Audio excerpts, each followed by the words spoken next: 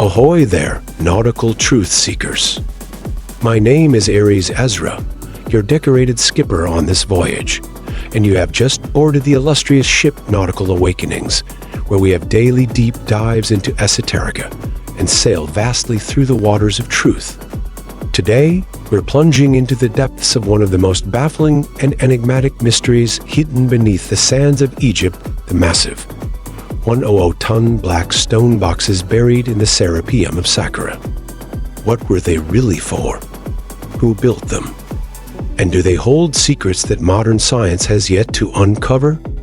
Set your compasses, prepare your land legs, because we're drifting right into the sands of time. Let's get nautical. Imagine standing before a colossal, jet black stone sarcophagus, its surface polished to perfection, its edges cut with a level of precision that even our modern tools would struggle to replicate. These boxes, some weighing well over 100 tons, were carved from single blocks of Aswan granite and basalt materials so dense that shaping them today would require high-powered diamond-tipped tools. And yet, we are told that these boxes were crafted thousands of years ago using nothing more than copper chisels and stone hammers. Does that really add up? Not only is the hardness of the granite a challenge, but the sheer logistics of moving these monoliths is another mystery entirely. Transporting such a box from Aswan over 500 miles away to Saqqara, then lowering it into an underground tunnel barely large enough to fit it, would be a nightmare even with modern cranes and machinery. And yet, here they are, resting in their darkened chambers beneath the sands, as if waiting to be rediscovered. Mainstream Egyptologists will tell you these black boxes were built for the Apis bulls, sacred animals worshipped in Egyptian religion and believed to be physical manifestations of the god Ptah. And yes, some of these sarcophagi were found containing bull remains. But that explanation raises even more questions than it answers. If these were merely tombs for animals, why go through such an unimaginable effort to create them with such precision? Why use the hardest, most difficult to work with stone when a softer material, like limestone, would have sufficed? And why do some of these boxes appear to have never been used at all? Many of them were found completely empty, their lids sealed shut for millennia. What was their true purpose? And here's something even stranger: some of these boxes exhibit a level of precision that defies our understanding of ancient craftsmanship. The interior surfaces are machined to near mirror perfection, with tolerances so fine that even modern engineers marvel at their craftsmanship. Some researchers suggest that these sarcophagi could have been cut using a form of lost technology, perhaps even an advanced method of stone cutting that harnessed vibrational frequency or sound resonance. This is not a wild theory when you consider that civilizations across the world, from the builders of the pyramids to the architects of ancient megalithic temples, seem to understand the relationship between sound, frequency, and matter. Could these black boxes have been designed not just as tombs, but as some form of resonance chamber? What makes the placement of these sarcophagi even more intriguing is the possibility that the Serapeum was built on a powerful telluric energy hotspot. Many ancient civilizations seem to have an uncanny ability to locate and construct sacred sites on what we now call ley lines, electromagnetic pathways that crisscross the Earth.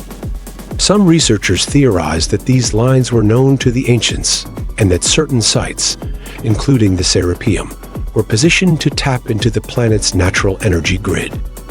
If this is true, then these massive granite boxes, being rich in quartz, a known conductor of electromagnetic energy, could have been used as amplifiers, serving an esoteric function far beyond what mainstream archaeology is willing to entertain. And speaking of resonance, let me take a quick moment to talk about something that can help you resonate at a higher level: our sponsor, Dubby Energy. If you're looking for clean energy that keeps you sharp and focused without the jitters, crashes, or artificial aftertaste, Dubby has your back. Their formula is packed with vitamins, amino acids, and nootropic compounds to help keep your mind firing on all cylinders. Check the link down in the description, and be sure to use my code Aries1147 at checkout for a 10% discount on your order. This helps support the channel, and we are extremely grateful here at Nautical Awakenings. Thank you to Dubby and all my subscribers for making this channel grow every day. Get back into the sands of time, the Dubby way. The mysteries of the Serapeum. There's also speculation that the Serapeum's connection to the Great Pyramid complex is more significant than we realize. Some theorists suggest that this underground labyrinth could have been part of a much larger integrated system, perhaps even a network of sites designed to interact with one another in ways we don't yet understand. The Great Pyramid itself has been studied for its potential function as an energy generator, not just a tomb. And if the Serapeum played a role in that system, it could mean that these massive black boxes had an active technological purpose rather than a purely ritualistic one. Could they have served as energy storage units, harmonic resonators, or even something more profound, some kind of consciousness-enhancing device? In ancient Egyptian mysticism, black was the color of the underworld, of the hidden mysteries, and of transformation. Osiris, the god of resurrection and divine kingship, was often depicted with black skin, symbolizing his connection to the cycle of death and rebirth. The rich black silt of the Nile, which brought life to the land, was also associated with this sacred color.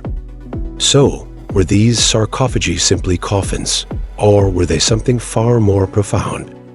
Some esoteric researchers believe that these black boxes were not intended for the dead, but for the living. What if these sarcophagi were used in ritual initiations, perhaps even as a form of sensory deprivation chamber to induce altered states of consciousness? We know that ancient mystery schools, from Egypt to Greece, used darkness, isolation, and deep meditation to push initiates beyond the limitations of the material world. By lying in one of these perfectly sealed, soundproof stone chambers, one could enter a trance-like state, detached from all sensory input. Could these black boxes have been used to connect with higher dimensions, to communicate with the gods, or even to access forbidden knowledge? This aligns with the teachings of the Osirian Mystery Schools, where initiates underwent symbolic death and resurrection rituals to gain deeper spiritual insight. Ancient texts suggest that high priests would enter enclosed spaces for extended periods, undergoing profound inner transformations before emerging with newfound wisdom. The concept of dying before dying, letting go of the material self to awaken the divine within, was central to these rites. Could it be that these black boxes were not tombs, but sacred vessels where this metaphysical process took place? And then there's the deeper esoteric symbolism of the black cube itself. Across various mystical traditions, the black cube represents both limitation and transcendence. It is the foundation stone of reality, yet also the prison of material existence. Only through understanding it can one break free. From the Kaaba in Mecca to Saturnian symbolism in the occult, the black cube has always been linked to deep cosmic knowledge. Were these sarcophagi meant to contain something or someone being preserved within this ancient symbolic structure? The more we examine the Serapeum of Saqqara, the clearer it becomes that we are staring into the abyss of something far greater than we have been led to believe.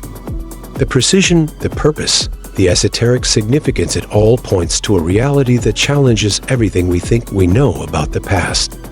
So what do you think, fellow truth seekers? Drop anchor and let me know your thoughts in the comments below.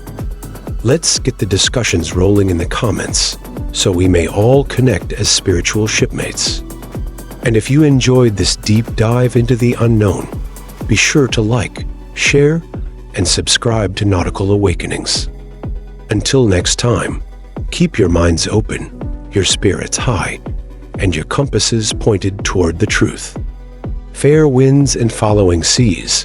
My friends, this is Aries Ezra, signing off from the bridge. Peace and love to all.